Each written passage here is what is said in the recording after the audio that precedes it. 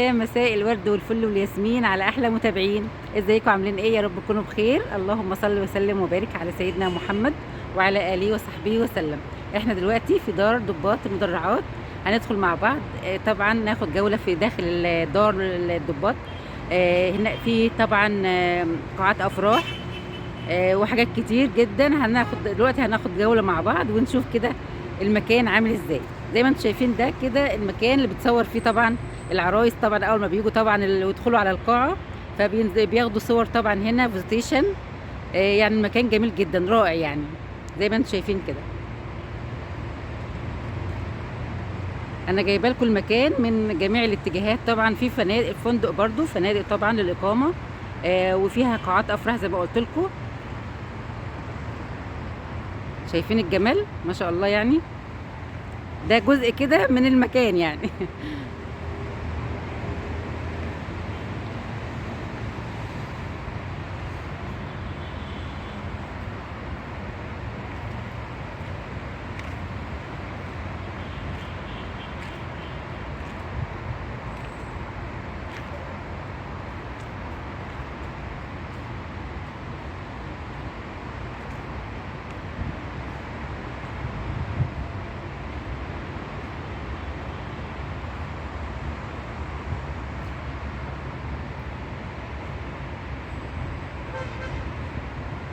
يعني صراحة الشكل والمنظر خطير جدا جدا جدا.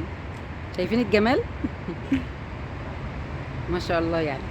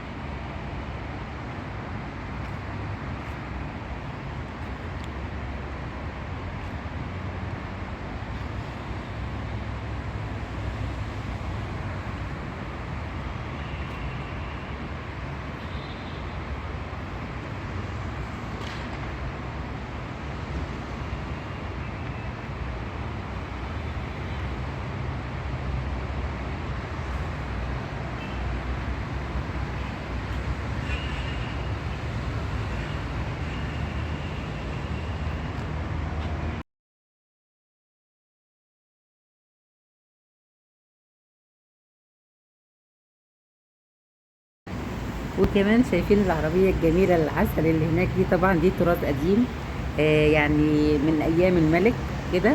فجميلة جدا المنظر بقى أثناء التصوير بقى اللي يتصور جنبها، يعني حاجة جميلة جدا يعني. ما شاء الله.